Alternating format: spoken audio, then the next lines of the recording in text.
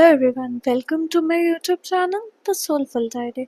आज के वीडियो में हम बात करेंगे जॉन डॉने की poem sweetest love I do not go by के बारे में। पोएट के बारे में हम पहले एक वीडियो में डिस्कस कर चुके हैं जिसका लिंक डिस्क्रिप्शन में है। चलिए आज पोम को इन डेप्थ डिस्कस करते हैं। चलिए पोम को इन डेप्थ डिस्कस करने से पहले जान लेते हैं उसके कुछ की features. Song sweetest love I do not go explores love's endurance through separation, promising swift return and unity beyond physical absence. It is divided into 5 stanzas that are separated into sets of 8 lines or octaves. The line follows a pattern of A B A B C D D C, alternating end sounds as the poet saw fit. In regards to meter and rhythm, the lines alternate greatly in length, but there is an element of unity in the fact that each stanza is separated into 2 sets of 4 lines or quatrains. There is a turn in the fourth line of each, taking the reader to a new but related topic or expanding on the first. The poem was first published in 1633 in the posthumous collection Songs and Sonnets. A reader should take note of the word song at the beginning of the title line. This signifies that the lines are meant to be sung, or at the very least, read aloud. The poem begins with the speaker stating that he is going to have to leave. This does not mean the end of their relationship, though, as he doesn't want to go, he isn't seeking out another lover or trying to run away from her. He needs to go, but only temporarily. His departure will be like the setting of the sun. He will be gone briefly but return as the sun does in the morning. The speaker compares himself to the sun again, this time in common steadfastness. Both the speaker and the sun do not get distracted by desire and sensations. The speaker adds that he is like the sun in every way, except that he is faster. He also believes that they can make the best of this bad situation by teaching bad luck how to leave them alone. The poet concludes the poem by asking his lover not to cry or sigh over him. This will only cause him to fall into harm's way or to damage their relationship. He loves her and is going to make sure they are in one another's company again soon. For the time being, she should pretend they are in bed together with their backs turned. चलिए pome को in depth discuss करते हैं। Stanza 1 Sweetest love, I do not go for weariness of thee, nor in hope the world can show a fitter love for me. But since that I must die at last, 'tis best to use myself in jest, thus by faint deaths to die. In the first lines of the piece, the speaker begins by addressing his lover. As will become clear, as song Sweetest Love I Do Not progresses, the speaker is quite fond of this person. They have a very deep, long lasting relationship. He tells her that he's not leaving because he's weary of her. He adds that he's not leaving because he thinks the world can provide him with a lover better or fitter than they. In the next line, he explains that his departure is like any other temporary.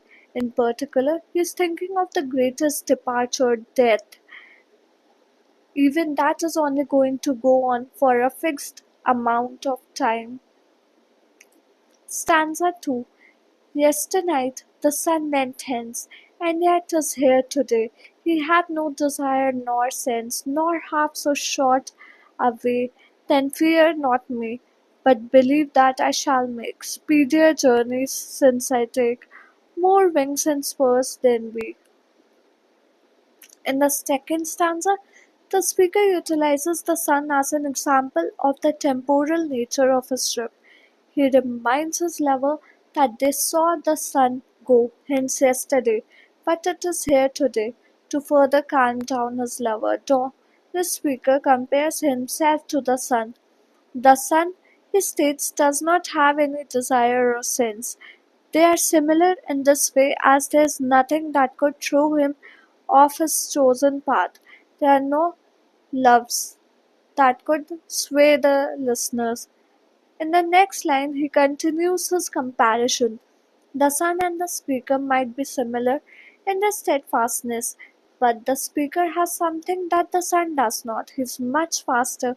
He plans on making a speedier journey than the sun can. The speaker is going to accomplish this because he has more wings and spurs. Stanza 3. Oh, how feeble is man's power!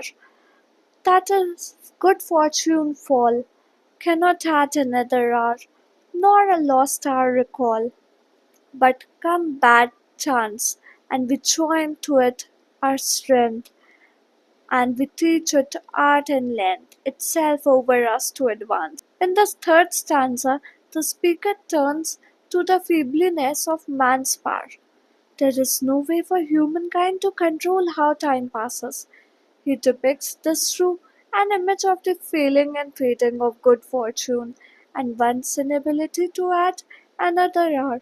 The same can be said about the past. A perfect time cannot be relived. In the fourth line, there is another turn, just as we was present in the first and second stanzas. This very purposeful separation allows the speaker to turn to a new but related topic. This time, he is interested in discussing strength, particularly how human strength can fight off or improve bad situations.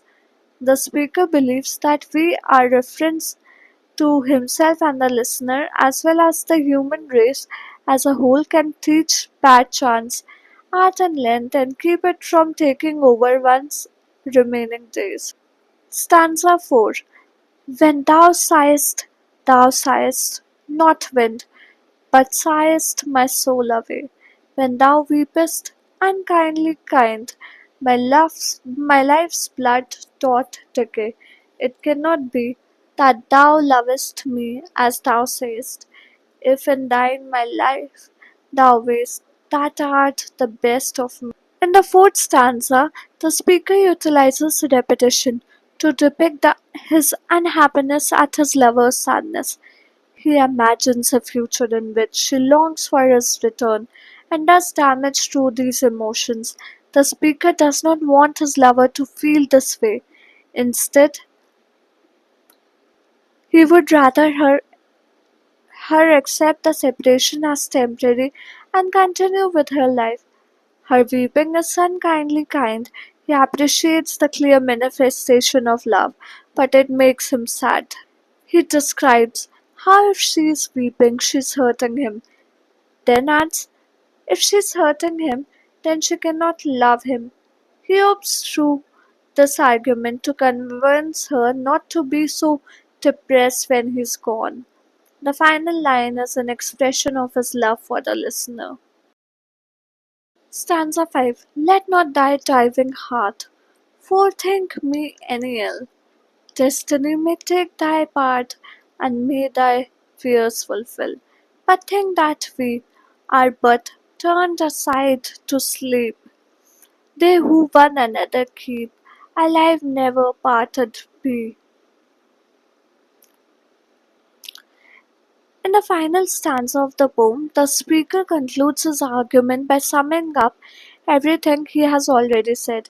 He tells the listener that if she is thinking ill of him or weeping over his absence, then destiny may take thy part. This means that he will end up coming to harm because of her emotions. Rather than harm him, their love or herself, the speaker asks that his lover imagine that they are in bed together, their backs are to one another, and that is all. They are keeping one another alive through their love, and that means that they will never or never parted. Poetic devices metaphor. Donne uses metaphors to compare love and the speaker's journey to more abstract concepts. For example, he likens the speaker's journey to taking wings, suggesting a swift and powerful departure. Personification. The poem gives human qualities to inanimate objects like the sun, which is personified as having busy life. Alliteration, the repetition of consonant sounds like the S sounds in saved some part, creates a musical effect and draws our attention to specific phrases. Imagery. Donne uses vivid imagery, particularly in the descriptions of physical sensations and emotions like sighing and weeping, to evoke the speaker's emotional pain. Enjambment. The poem uses enjambment, where lines run into each other without punctuation at the end, to create a sense of flow and to extend the thoughts across lines. Themes. The central theme of John Donne's poem Sweetest Love, I Do Not Go, is the exploration of love and separation in the face of mortality. The speaker acknowledges the inevitability of death and encourages his beloved to reconcile with the truth, understanding that even though their physical separation may seem painful, it is not the end of their love. Here's a mortality and death. The poem directly addresses the idea of mortality, stating that everyone must eventually depart. The speaker uses this as a framework for their parting, suggesting that death is simply a more permanent form of separation. Love as a force that endures. Despite the inevitability of death, the speaker emphasizes the enduring nature of their love. He suggests that even in death, their love will continue to bind them, transcending the limitations of physical existence, acceptance, and reassurance. The speaker aims to reassure his beloved, encouraging her to understand that this departure is not a rejection of their love, but rather a natural progression of life. He wants her to accept their separation, knowing that their love will endure the agony of parting. While the poem deals with acceptance, it also acknowledges the emotional pain of parting. The speaker uses vivid imagery and a heartfelt language to convey the depth of his love and sorrow of leaving.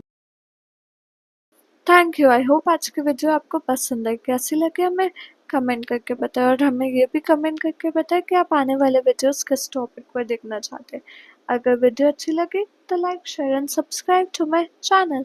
मिलते हैं कल एक और informative video के साथ शाम 4 बजे। Till then keep watching and keep supporting the soulful diary. Thank you.